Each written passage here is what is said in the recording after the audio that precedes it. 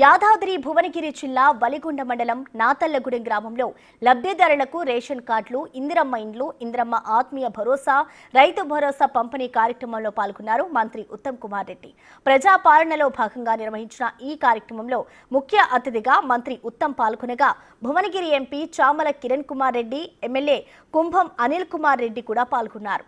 Congress party పేదల పక్షపాతి అని, పేదలకు న్యాయం చేసేందుకు నిత్యం శ్రమిస్తామన్నారు నేతలు.